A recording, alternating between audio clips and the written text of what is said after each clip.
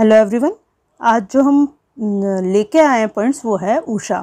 Usha poem जो है वो बहुत ही इजी पोएम है, बहुत छोटी सी पोएम है और जो कि आपको 3 मार्क दे सकती है।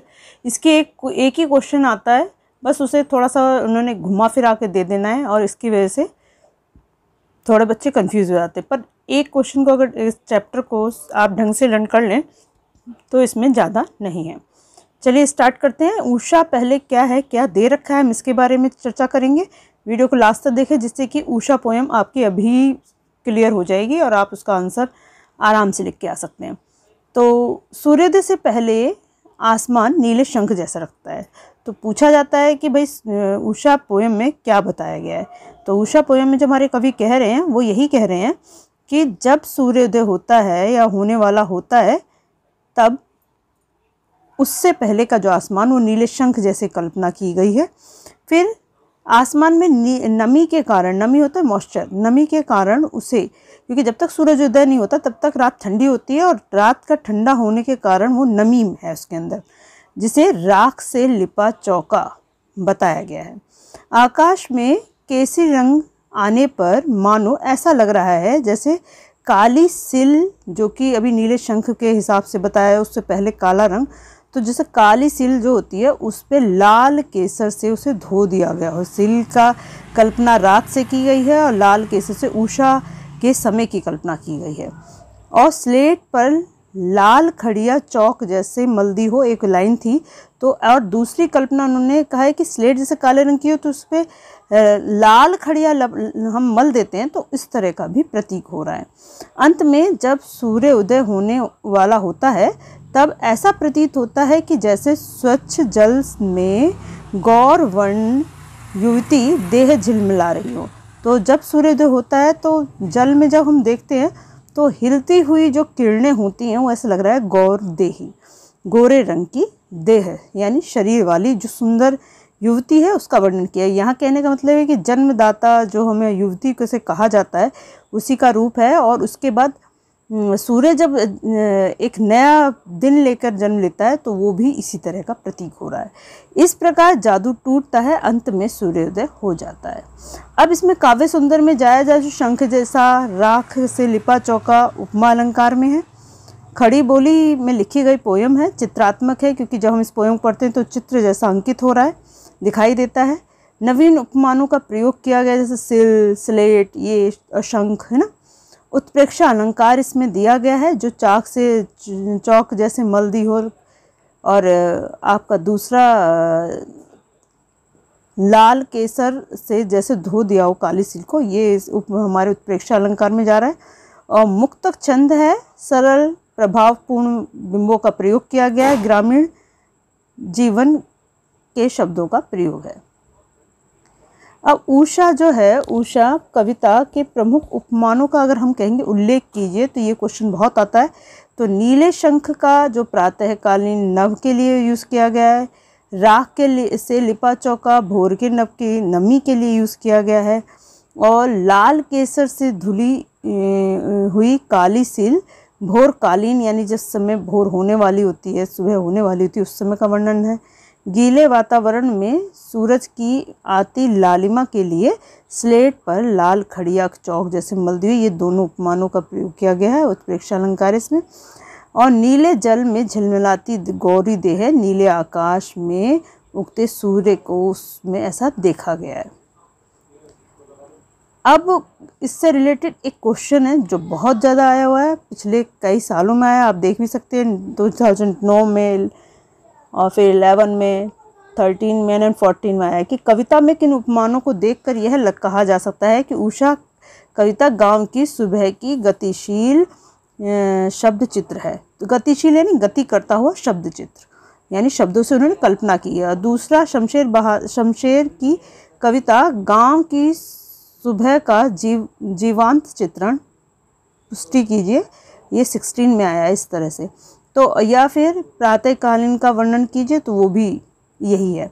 तो कवि ने गांव की सुबह की सुंदर चित्रण करने के लिए गतिशील बिंब योजना की है।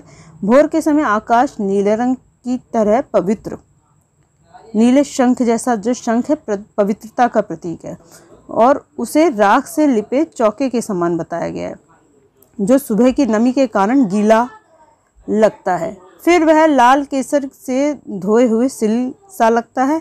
और कभी दूसरी उपमान स्लेट पर लाल खड़िया मलने से की गई है, मलने से दिया गया है।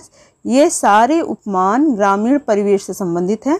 और आकाश में नीलेपन से जब सूर्य प्रकट होता है तो ऐसा लगता है जैसे नीले जल में किसी युवती का गोरी या गोरा देह झिलमिला रहा हो। सूर्य का उदय होते ही उषा का जादू समाप्त हो जाता है और ये सभी दृश्य एक दूसरे से जुड़े हुए प्रतीत हो रहे हैं, इसलिए इसे हमने गतिशील बोला है। बहुत इंपॉर्टेंट क्वेश्चन है, कई बार आया है और हर बार आएगा, एक क्वेश्चन जरूर आएगा इसमें से। अब है जो अलग अलग तरीके से क्वेश्चन आते हैं, जैसे उषा कविता में भोर के नव की तुलना किससे की गई है, हमने पहले बता दिया है, वही पॉइंट्स इसमें डाल दिया है। व्याख्या के तौर पर इन्हें मिलाकर आप तैयार कर सकते हैं, आप यहाँ पर देख भी सकते हैं, स्क्रीनशॉट भी ले सकते हैं। अब उषा का कविता के आधार पर गांव की सुबह का वर्णन अपने शब्दों में करो। दिल्ली जो सेट था उसमें 2019 में आया है। उषा कविता गांव की सुबह का गतिशील शब्द चित्र कैसे है, स्पष्ट कीजिए। तो ये भी 2017 में आया हुआ है। शमशेर बहादुर सिंह की कविता गांव की सुबह का जीवंत चित्रण है, कथन की पुष्टि कीजिए, ये 2016 में आया है। उषा कविता उन उपमानों को स्पष्ट कीजिए जिसके कारण इस कविता को गांव की सुबह का चित्र कहा गया है। ये 11 में आपने देखा है, 13 में भी आया था, 11 में भी आया था। उषा कविता गांव की सुबह गतिशील शब्द चित्र है, इस कथन का साधारण समीक्षा कीजिए।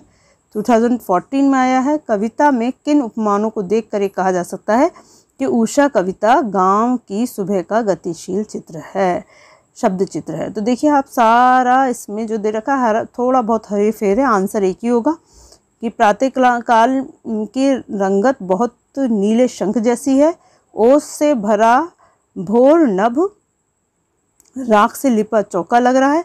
उषाकालीन आकाश लाल केसर से धुली काली सिल जैसा निर्मल और स्वच्छ है और खुले तालाब में स्नान करती हुई युवती याद में हमारे जो सूर्योदय का कारण बनती हैं और सूर्योदय जैसी लग रहा है।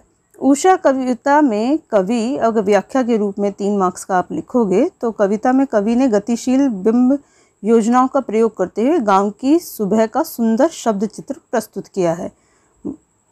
बहुत सुबह पूर्व दिशा में सूरज दिखाई देने से पहले आकाश नीले शंख के समान प्रतीत हो रहा है। उनका रंग ऐसा लगता है था जैसे किसी गांव की महिला ने चूल्हा जलाने से पहले राख से चौका पोत दिया हो। उसका रंग गहरा था। कुछ देर बाद हल्की सी लाली ऐसी दिखाई दे रही है जैसे काली सिल का जरा सा केसर मल दिया हो और फिर उसे धो दिया हो।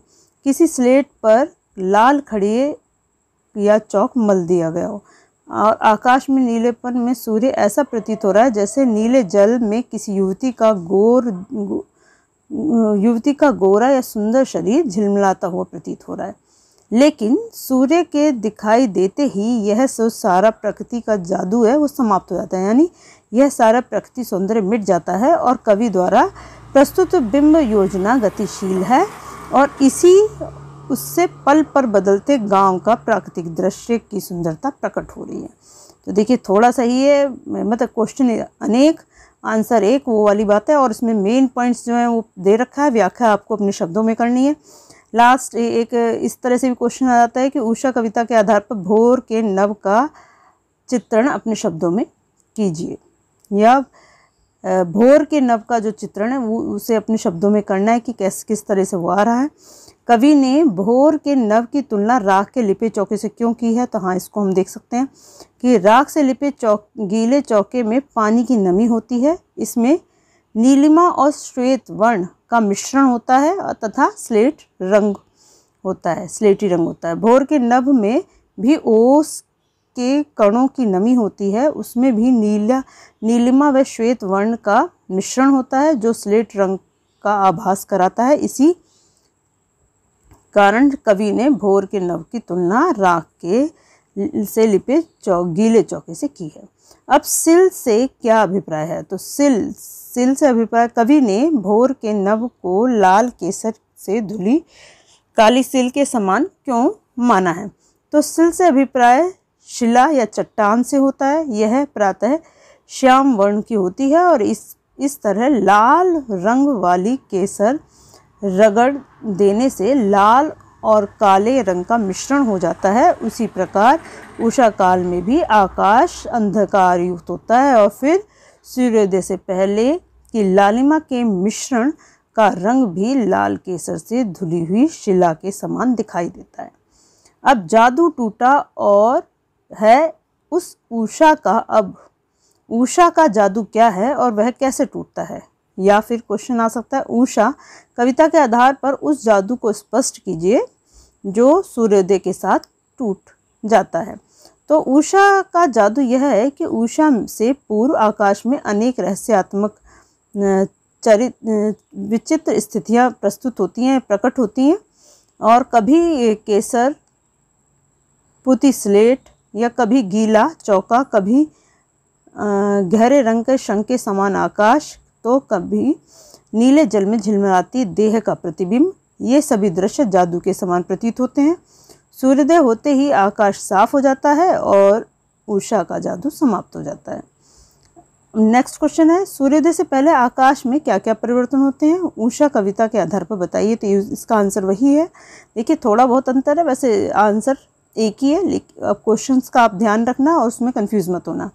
उम्मीद करती हूँ कि 3 मार्क का आपके क्वेश्चन बिल्कुल पक्का हो जाएगा, 3 मार्क पक्के होंगे। और अगर समझ में आया हो तो कमेंट ज़रूर करें, लाइक करें, शेयर करें, सब्सक्राइब करें, जिससे आने वाले जो इम्पोर्टेंट क्वेश्चंस हैं वो आपको सबसे पहले मिल सके और बोर्ड के एग्ज़ाम की तैयारी हो सके। आज के लिए बस इतना ही। धन्यवाद।